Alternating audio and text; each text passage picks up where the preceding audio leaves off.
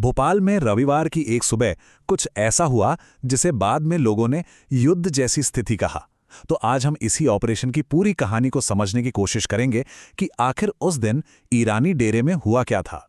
सोचिए, युद्ध जैसी स्थिति, ये शब्द पुलिस के नहीं हैं, बल्कि ये वहां मौजूद लोगों के हैं। उन्होंने उस सुबह का हाल बताने के लिए ऐसा कहा।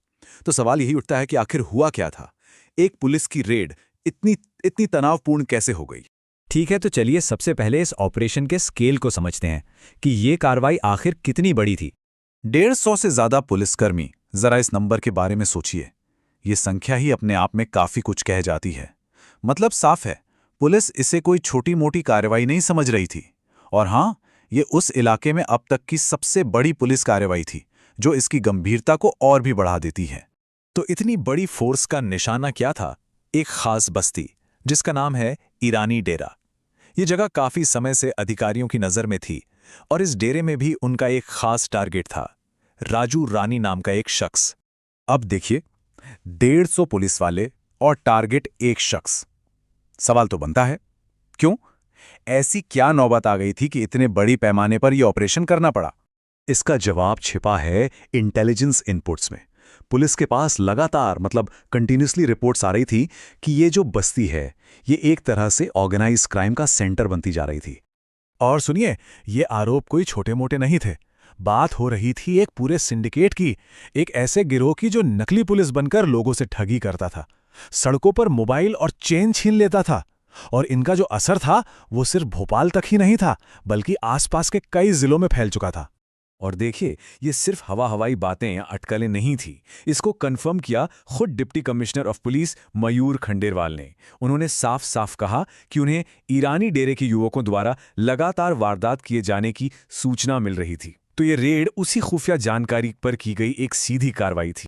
तो ठीक है, पुलिस के पास प्लान था, इंटेलिजेंस थी और बहुत बड़ी फोर्स भी थी। सब तैयार था, लेकिन जैसे ही उन्होंने डेरे में कदम रखा, कहानी में एक बड़ा ट्विस्ट आ गया। सब कुछ प्लान के मुताबिक नहीं हुआ।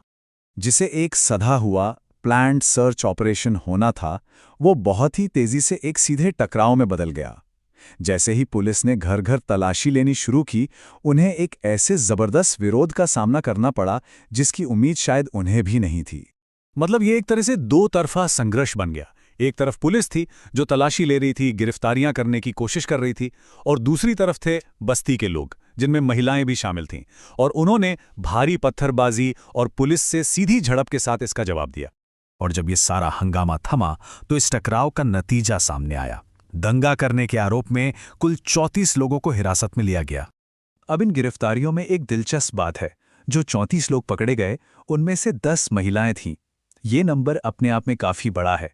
ये दिखाता है कि पुलिस का विरोध सिर्फ पुरुष नहीं कर रहे थे, बल्कि ये एक तरह से पूरे समुदाय की तरफ से रिएक्शन था। गिरफ्तारियां तो हुईं, लेकिन इस रेड का एक और बड़ा मकसद था, सबूत इकट्ठा करना। तो सवाल है कि इस पूरे ऑपरेशन के बाद पुलिस के हाथ लगा क्या?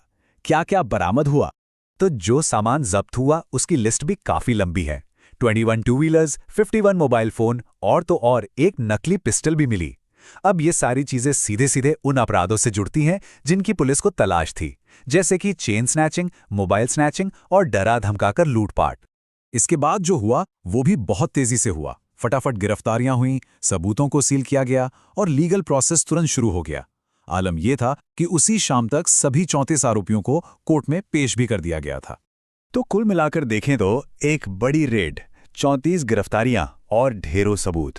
पुलिस ने एक बहुत कड़ा संदेश तो दे दिया है, लेकिन सबसे बड़ा सवाल अब भी वही है, क्या ये ऑपरेशन ईरानी डेरा में क्राइम की जड़ों को पूरी तरह खत्म कर पाएगा, या फिर ये सिर्फ एक टेम्पररी जीत है? खैर, उस सुबह जो कुछ भी हुआ, उसका असली असर क्या होगा, ये तो आने वाला वक्त ही बताएगा।